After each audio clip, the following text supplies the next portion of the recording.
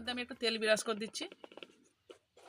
ঘি থাকলে ঘি দিতে পারেন, আরও টেস্টটা বেশি হবে। তো আমি ঘি নেই, আমি তেলই দিয়ে দিচ্ছি এর মধ্যে।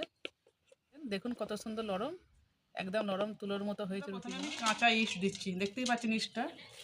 এই ইস্টটা কিন্তু ফ্রিজে রাখতে হয়, এত আমি অল্প করে গরম পানি দিচ্ছি আগে। এর মধ্যে আমি চিনি দিচ্ছি, স্বাদ মতো চিনি, তো স্বাদ মতো নুন।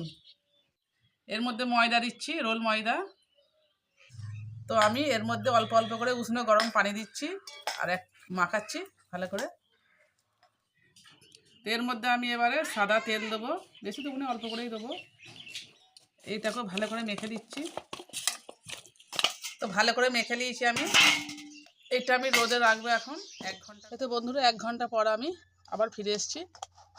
তো যে হাওয়াটা আছে আমি বের করে দেবো ভালো করে। এটা আমি সব কটা লেচি কেটে নিয়েছি, এবারে একটা করে লেচি নেবো আর একটু বেলে দেবো আমি। তো আমি আস্তে আস্তে একটু মোটা করে বেলবো। তো এই তো আমি এইরকম রেখেছি, এইরকম মোটা। এই তো এরকমভাবে আমি সব কটা বেলে কুকার বসিয়ে দিয়েছি। কুকারের মধ্যে কিন্তু রুটিটা আমি করব। আমি এই হাতে কাগজ দিয়েছি, নিয়ে আমি কিন্তু একটা করে বসিয়ে দেবো এবারে। তো বন্ধুরা দেখতেই পাচ্ছেন আমি সব কটা রুটি কিন্তু এর মধ্যে দিয়ে দিয়েছি, দেখতেই পাচ্ছেন। এই তো এবার আমি কুকারের ঢাকনাটা কিন্তু লাগিয়ে দেবো। আমি 10 মিনিট ভালো করে জাল দিয়ে নিচ্ছি। তো বন্ধুরা আমি 10 মিনিট আমি জাল দিয়ে নিয়েছি। তো একসঙ্গে দেখুন সব কটা রুটি কিভাবে হয়ে গেছে। এবারে খুন্তিতে করে পিঠেগুলো আমি ছেড়ে নিচ্ছি, দেখুন সহজে উঠে পড়েছে। এই দেখুন কত সুন্দর। একটু তেল বিরাজ করে দেবো এর মধ্যে আমি। এই তো বন্ধুরা এর মধ্যে আমি একটু তেল বিরাজ করে দিচ্ছি।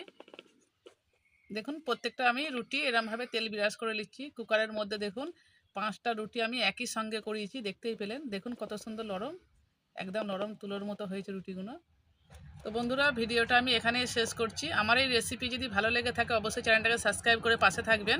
তো আমি আজকের মতো ভিডিওটা এখানেই শেষ করতেছি। দেখুন কত সুন্দর নরম হয়েছে। দেখুন।